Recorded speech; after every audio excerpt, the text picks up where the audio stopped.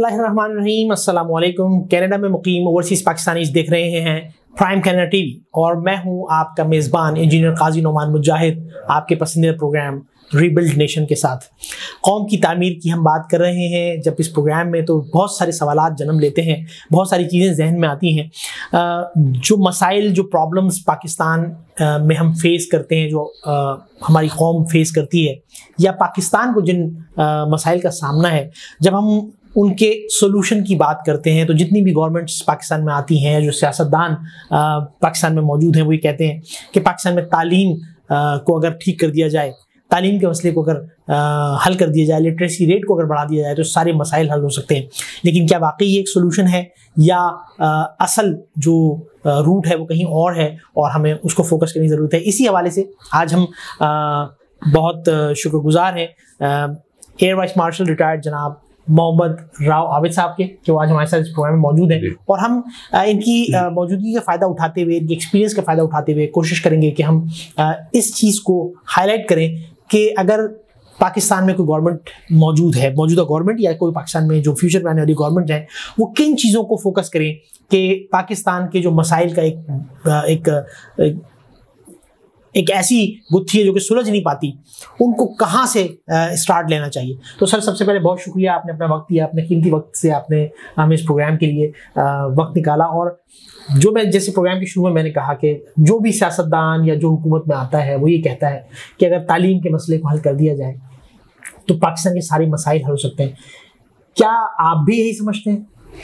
देखिए, गवर्नेंस जो है ना, वो ये नहीं है कि मैं आज तालीम का मसला हल करूं, अगले साल सेहत को अटेंड करूं, उससे अगले साल कम्युनिकेशन को, ये पैरेलल में सारी चीज़ें चलती हैं। आपको सारे काम इकट्ठे करने पड़ेंगे। लेकिन जो सबसे इम्पोर्टेंट चीज़ किसी मुआशरे की होती है, ख़ास तौर पे आपके जो व्यूअर्स हैं कनाडा में, वो एग्री करेंगे कि हमारे लोग वेस्ट में जाके क्यों खुश होते हैं। बिकॉज उनको नज़र आता है कि एट टिल सर्टेन लेवल सबको इंसाफ मिलता है। आप ट्रैफिक वायलेशन करेंगे, नो पार्किंग पे खड़ी करेंगे, रेड लाइट जंप करेंगे, आपको भी सज़ा होगी और उस गोरे को भी होगी जो उस मुल्क का है। बिल्कुल ठीक। तो बेसिक चीज़ आ जाती है इंसाफ। और इंसाफ की इतनी जहतें हैं। इंसाफ में आप जैसे रसूल पाक की ज़िंदगी का नमूना हमारे लिए सबसे आइडियल है। नबूवत से पहले वो सादिक और अमीन थे। अमीन होना मीन्स इंसाफ करना, कि मैंने आपके पास एक चीज़ रखाई है और आपके दिल में बेईमानी ना आए, चाहे वो आप की ईमानदारी पे हो, चाहे आपके दिल में खौफ की वजह से हो कि मैंने की तो मुझे बहुत बुरी सज़ा मिलेगी। सच बोलना भी इंसाफ के ज़ुमरे में आता है। बिल्कुल ठीक। और फिर सच बोलने में फिर हमारी आपस में जो डीलिंग्स हैं उसमें सच्चाई होगी तो we will not cheat each others. अच्छा, आप यानी कि आपने कहा कि तालीम बेसिक मसला नहीं है, बल्कि इंसाफ बेसिक मसला है, जिसको अगर हम पकड़ लें तो शायद। एब्सोल्युटली। देखिए, हमारे देहातों में पहले तालीम नहीं थी लेकिन इंसाफ होता था। वो पंचायत करती थी, उनमें सारों की बात सुनी जाती थी। फिर वो चौधरी या जो 2-4 पंच होते थे, वो सरपंच बैठ के फैसला करते थे, वो कबूल होता था। और आपके ट्राइबल एरिया में आज भी यही है, बिकॉज एक लेवल का इंसाफ मौजूद है, वहाँ सब उसको फॉलो करते हैं। अच्छा, फिर आ जाते हैं आप अपने मुआशरे के बिगाड़ पे। आप घर से निकलते हैं, आप वन वे पे रॉन्ग साइड पे चले जाते हैं, बिकॉज आपको पता है कि पुलिस वाला मिलेगा तो या तो चालान नहीं काटेगा आपकी पोजीशन पे। अगर आपकी पोजीशन नहीं है, आप 500 रुपये देके उससे वहाँ से निकल जाएंगे। ठीक है। तो ये इंसाफ की वायलेशन आपकी सड़क से उस क्राइम के स्पॉट तक या उस अदालत तक होती है। तो उसकी पाकिस्तान में हमेशा कमी रही कि जी हैसियत के लिए और वेल पोजीशन के लिए और पैसे वाले के लिए और है। और पुलिस, लेकिन जो आपने मिसाल दी कि जैसे मैं रॉन्ग साइड पे जा रहा हूँ तो ये तो एक इंडिविजुअल लेवल पे एक चीज़ ऐसी हो गई जिसपे शायद एक जिम्मेदार शहरी होने के नाते हमारी जिम्मेदारी बनती है कि हम उस पर अमल करें। लेकिन क्या ये मामलात, यानी क्या शहरियों को दुरुस्त करना पड़ेगा या आप इंसाफ के सिस्टम की, जुडिशियल सिस्टम? देखिए, मैं बताऊँ यहाँ पे, मैं आपको 2018 का बताता हूँ। ये पीटीआई गवर्नमेंट आई ना, तो मैंने 15 दिन ये देखा, इन्होंने अनाउंस किया कि रॉन्ग साइड पर जो जाएगा उसकी गाड़ी जब्त कर लेंगे। ठीक है। 15 दिन के अंदर अंदर इतनी इम्प्रूवमेंट थी। मेरा यहाँ से रोज जाना होता था अपने ऑफिस की तरफ, और वहाँ एकदम ये कयूमाबाद तक सब कुछ ठीक हो गया। कोई रॉन्ग साइड पे नहीं आता था एक्सप्रेस वे पे। 16वें दिन ऑनवर्ड्स गवर्नमेंट ढीली पड़ी और उसके बाद से फिर वो शुरू हो गया। देखिए ये जो गल्फ स्टेट्स हैं, यही हमारे ड्राइवर वहाँ जाके इंसान के बच्चे बन जाते हैं। इसलिए कि पॉलिटिकल साइंस ये कहती है, सोशल साइंस ये कहती है कि कानून का नफाज जो होता है ना, सज़ा का खौफ, वो आपको 95% प्लस ठीक करता है। जब ये कई साल इस्टेब्लिश हो जाए ना, फिर वो 5% आपकी शराफत आ जाएगी कि नहीं अभी रात 2 बजे कोई नहीं मुझे देख रहा, मैं रेड लाइट जंप ना करूं। सऊदी अरेबिया में एक दौर में ट्रैफिक लाइट जंप करने पे स्ट्रेट 3 दिन की जेल थी, no question asked, no matter who you are. वहाँ करके दिखाएं आप jump.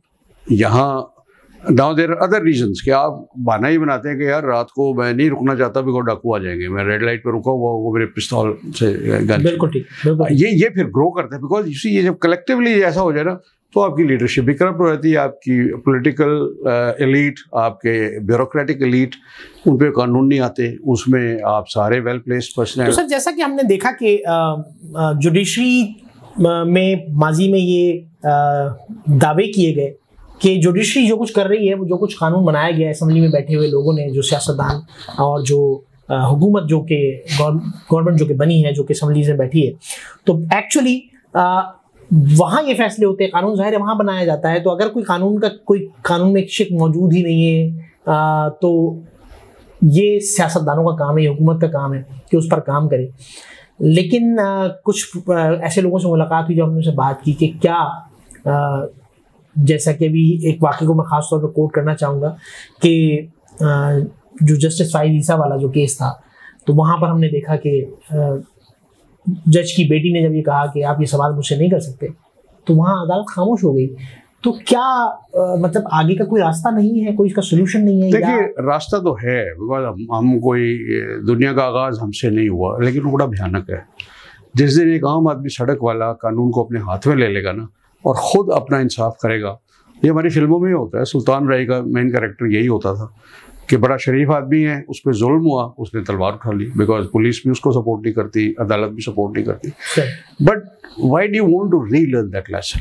Y do you want to go कि मैं पहले खराबी इतनी पैदा करूं कि जी उसको सिवाय टांग काटने के, हाथ काटने के, सर्जन के पास कोई ऑप्शन ना हो। बिल्कुल ठीक है। तो ये हमें देखना ये पड़ेगा कि ये जिम्मेदारी किसकी है। जिम्मेदारी साहिब इक़्तिदार लोगों की है, जब तक उनको एहसास नहीं होगा। अभी ये 2-3 साल पहले बलूचिस्तान के एक एमपीए ने एक पुलिस वाले को टक्कर मार के ख़त्म कर दिया था, अदालत ने बरी कर दिया अदम सबूत पर। इसकी वीडियो 10 मेरा ख्याल महीने चलाई आपके जी मीडिया ने। तो वो चीज़ें हैं जो कि एक आम शहरी के जहन में एक बेयकीनी की कैफियत डालती हैं कि शायद हमारी सुनवाई वाला कोई सिलसिला है। देखिए अभी तो बेयकीनी है, जिस दिन ये इंतकाम पे आ गई ना बात, तो उसमें फिर ये मैं वो फ्रेंच रेवोल्यूशन का आपको बताता हूँ कि जब ये रेवोल्यूशन आया 1789 में, बादशाह के दोस्तों को ख़त्म किया।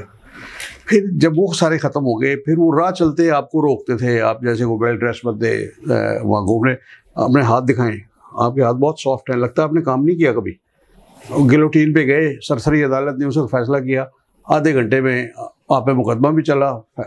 जब आवाम के हवाले हो जाएगा तो फिर वो इंतकाम की वो हो जाती है। Just because you are better dressed, या मेरी नज़र में आपके पास ज़्यादा पैसा मेरे से, तो आई विल से कि इनको सज़ा दी जाए। आई विल अज्यूम कि आपने गलत काम किया है, ये पैसा जमा किया, मैं तो नहीं कर सका। इसलिए देखिए ये हुक्मरानों की जिम्मेदारी होती है कि वो स्टेज ना आने दें। लेकिन हुक्मरान अगर मैं देखूं तो हुक्मरान और सियासतदान भी, जैसा कि पेंडोरा बॉक्स वाली चीज़ें आई हैं सामने, तो सियासतदान भी ऐसी चीज़ों में घुसने से डरते हैं, इसलिए कि कल उन्हें अदालत में पेश कर दिया जाएगा। तो और देखिए फिर जजेस क्यों डरते हैं, ठीक है ना। आपके यहाँ वकील गुंडे बन गए हैं, अदालतों पे अटैक करते हैं, जजेस की पिटाई करते हैं, वो डॉक्टरों पे हमला करते हैं, डॉक्टरों की पिटाई करते हैं। उनको रोकने वाला कौन है? आई मीन वकील, पुलिस और आपकी जुडिशरी, ये 3 ऐसे इम्पोर्टेंट वो हैं जो इस मुल्क को होस्टेज रखा हुआ है, जिन्होंने, जो ठीक नहीं होने देते। मुझे बताएं बहुत सारे केसेस इतने सिंपल होते हैं कि उनके 3 या 4 हेयरिंग में उनके फैसले होने चाहिए, वो 10-10 साल चलते हैं। जैसा कि 3-4 हेयरिंग में तो एक तो 3-4 हेयरिंग का मामला है कि जी हमने अब तो खैर अल्लाह माफ़ फरमाए कि हमने ऐसे केसेस देखे कि एक शख्स को जो है वो बरी जिम्मा करार दिया गया, यानी उसके ऊपर जो केस था वो गलत था, और जब उसको कहा गया कि इसको बरी कर दिया है तो उसकी डेथ को 7 साल हो चुके थे अनफॉर्चुनेटली। देखे ना, यही बिगाड़ है ना कि मतलब एक आदमी की आपने कत्ल हुआ, रिपोर्ट आपने एक बंदे को सजा दे दी, वो 20 साल बाद वो मकतूल जो था वो आ गया। आजकल लोग, आम लोग जो हैं वो अदालत का दरवाजा खटखटाने का सोचते भी नहीं। वो समझते हैं कि यहाँ कोई फैसला हमें नहीं मिलना, कोई हमारे फेवर नहीं मिलना, बल्कि और अगर फर्ज कीजिए कि मैं किसी पे 1 करोड़ का दावा करने जा रहा हूँ, शायद 2 करोड़ खर्च हो जाएंगे और मुझे कोई इंसाफ भी नहीं मिलेगा। तो एक ही बेयकीनी की जो कैफियत है, इसमें आप क्या समझते हैं? हुकूमत वक्त जो है वो अगर कुछ करना चाहे तो क्या मौजूदा सिचुएशन में, क्योंकि अगर कोई एक शिक ऐड करनी होती है कानून की तो उसके लिए जो रिक्वायरमेंट है वो शायद 2/3 मेजोरिटी से ज्यादा है कानून बनाने के लिए, तो उस सूरत मौजूदा गवर्नमेंट तो खाली सिर्फ ये बहाना कर सकती है कि हमारे पास वो मेजोरिटी नहीं है। लेकिन देखिए, अगर सीरियस हो ना तो ये फिर अपोजिशन, उनको भी तो वो कभी हुकूमत में आएंगे, कानून तो उनको भी अफेक्ट करता है। बिल्कुल ठीक है, उनको भी करना चाहिए, लेकिन वो भी नहीं करना चाहते। हुकूमत में बैठे हुए लोग इन कवानीन के हक में नहीं होंगे, कहेंगे अगली हुकूमत कर लेगी जो भी करेगी। सेकेंड वर्ल्ड वॉर जब हो रही थी और तबाह हो गया था इंग्लैंड, तो किसी ने चर्चिल से ये पूछा कि क्या हम सरवाइव कर जाएंगे? प्राइम मिनिस्टर था, उसने सिर्फ एक सवाल पूछा था, हमारी अदालतें काम कर रही हैं, इंसाफ बांट रही है? उन्होंने कहा हाँ। कहता फिर हमें कोई नहीं तबाह कर सकता। वाह, ये रेलेवेंस है। यानी कि अगर अदालती निज़ाम को ठीक कर दिया जाए, अगर हुकूमत वक्त और हमारे आज के सियासतदान थोड़ी देर के लिए अपनी जो एक अपोजिशन और हुकूमत वाली जो एक कुश्ती चल रही है उसको अगर भूल कर और वो मिलकर ये सोचें कि हमें वाकई इस मुल्क को और इस मुल्क के मुस्तकबिल को हमें सिक्योर करना है, तो उन्हें जुडिशरी सिस्टम को ठीक करना होगा। मैं आखिरी में बिल्कुल एक लास्ट क्वेश्चन में चाहूँगा कि अगर आप कोई एक लाहे अमल देना चाहें कि अगर फ़र्ज़ कीजिए कि मैं हुकूमत वक्त में शामिल हूँ, मैं चाहता हूँ कि इस डायरेक्शन में काम हो, तो क्या लाहे अमल है जो आप देना चाहेंगे कि इसको फॉलो करते हुए हम जुडिशरी को, इंसाफ के सिस्टम को, जस्टिस के निज़ाम को हम बेहतर इम्प्रूव कर सकते हैं? देखिए, इंसाफ के बारे में तो मैं तो खैर क्या अदना आदमी हूँ, ये तो सिकंदर आज़म से पहले जो 2500 साल पहले फिलोसफर से वो कह गए थे कि इंसाफ फौरी होना चाहिए, सस्ता होना चाहिए और होता हुआ नजर आना चाहिए। बिल्कुल ठीक है। अब एक आम आदमी को जब ये यकीन है कि मेरे साथ कोई ज्यादती नहीं कर सकता, चाहे मेरी वेजेस का मामला है, आपके यहाँ मतलब यहाँ गवर्नमेंट क्या सेमी गवर्नमेंट के इदारों में लोगों की सैलरीज रोक लेते हैं, आपका मीडिया में मैं जानता हूँ, मुझे 15 साल हो गए मीडिया के साथ अटैच हुए, अपने वर्कर्स की सैलरी नहीं देते ओनर्स, वो कहाँ जाएं? अगर वो शिकायत करते हैं तो अपनी जॉब से आ जाते हैं, वरना वो बर्दाश्त करें जुल्म। इस चीज़ का सबको पता है। ये ब्लैक मार्केटिंग, होर्डिंग गवर्नमेंट के अपने बंदे करते हैं। आपको इतनी दफ़ा खबर आती है कि जी फलाना आदमी जरा उसके गोदाम से इतने टन गंदम निकली, चीनी निकली, उसके बाद खामोशी है। उसके साथ क्या हुआ कुछ नहीं पता। आपके जो प्राइम मिनिस्टर रहे हैं, प्रेसिडेंट्स रहे हैं, जनरल रहे हैं, उन पे करप्शन के इतने इल्ज़ाम हैं, दे आर विजिबल। जरदारी साहब का वो सरे पैलेस, जरदारी साहब के कोटेकना का $60 मिलियन, जरदारी साहब का फ्रांस में शातो, प्राइम मिनिस्टर नवाज शरीफ के ये एवन फील्ड के अपार्टमेंट और बहुत सारी इनकी प्रॉपर्टी की जो इन्होंने हज़ारों कनाल में जाती ओपरा बनाया हुआ है, ये जो अरबों रुपए की टीटीज आई हैं, आंट दे विजिबल? क्या हो रहा है? तो मुझे बताए, मैं तो कहता हूँ फिर उस कांस्टेबल का तो हक बनता है। अच्छा, सियासत के हवाले से एक और ख़ास बात जो कि मैं यहाँ ज़रूर जिक्र उसका करना चाहूँगा कि जहाँ हम बात कर रहे हैं कि सियासत के जस्टिस के निज़ाम को हम इम्प्रूव करने की बात कर रहे हैं, हम कह रहे हैं कि जी इंसाफ मिलना चाहिए। अभी ये बात बहुत ज़्यादा वाज़ेह तौर पर कही गई कि हमारी अदालतें तो काम ही 110 दिन करती हैं पूरे साल में। That is another issue. Absolutely. तो इसका मतलब ये है कि मेरा ख्याल से क्या आपको ऐसा फील नहीं होता कि शायद हमारे यहाँ जो जुडिशरी सिस्टम है जिसमें हमारे कुछ अल्फाज तक हम जो कहते हुए हम शायद तौहीन अदालत कर रहे होते हैं, ये सोचते हुए इसको डरा के कुछ बेजा फेवर लिए हुए हैं, अनड्यू फेवर? डेफिनेटली भाई, आप चलें, लेट्स टेक इट कि अगर 110 दिन काम करते हैं, उस 110 दिन में तो काम करें। नहीं, क्यों करें? अगर नहीं कर रहे तो फिर अदालतें बंद कर दें आप। ठीक है। जुडिशल रिफॉर्म्स का मैं तो जब से मैंने होश संभाला है, मैं किया है, जस्टिस A.R. कॉर्नेलियस हमारे स्कूल के मैं जब पढ़ता था 6ठी 7वीं जमात में, वो रेगुलर चीफ गेस्ट होते थे, हर फंक्शन पे आते थे। ठीक है। हमने तो उनको देखा, क्या सादा जिंदगी थी। उनके बाद में जस्टिस कियानी साहब थे, जब तक वो ठीक रहे आपके यहाँ क्राइम्स बड़े अंडर कंट्रोल रहे। जब से फिर ये पहला आपका सबसे बड़ा ड्रामा नेशनल लेवल पे भुट्टो साहब की फांसी का हुआ था, जो बनती भी थी। बाद में उन जजेस ने भी कहा कि हाँ ये गलत फैसला था, ये हमसे करवाया गया। भाई क्यों करवाया गया, आपने इस्तीफा क्यों नहीं दिया? मतलब जज के लिए तो ज़मीर का अपने मफादात से बड़ा होना बहुत ज़रूरी है। अगर जज भी मेरी तरह कमज़ोर है कि नहीं मेरी नौकरी चलती रहे, मैं ये फैसला यूँ कर देता हूँ।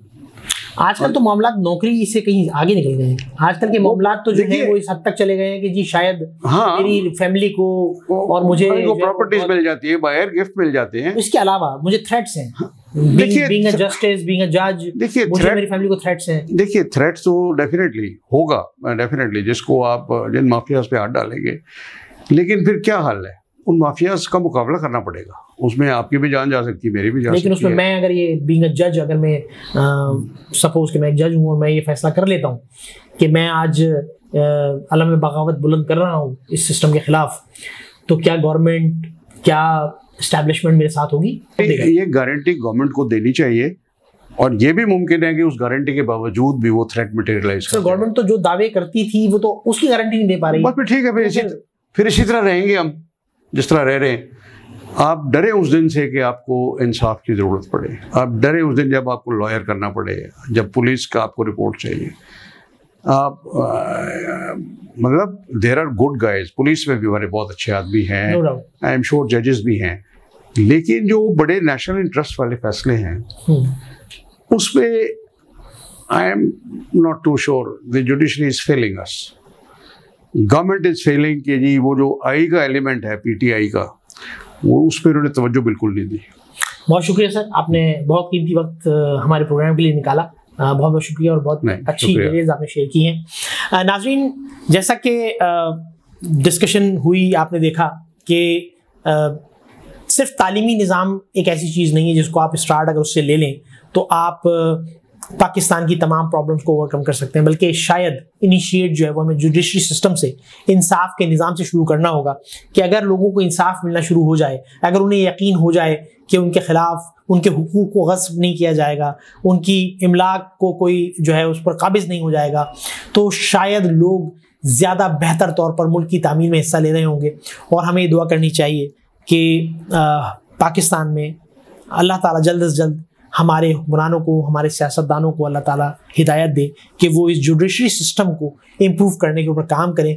क्योंकि बेशक अगर आज हमें ये इशारा मिल गया है कि जुडिशरी होने से, सिस्टम के इम्प्रूव होने से, इंसाफ मिल जाने से अगर प्रॉब्लम्स ओवरकम हो सकती हैं, अगर प्रॉब्लम्स को ख़त्म किया जा सकता है, तो वो काम कल नहीं बल्कि आज नहीं बल्कि अभी से शुरू होना चाहिए। काजी नोमान मुजाहिद को इजाज़त दीजिए। अल्लाह हाफ़िज़।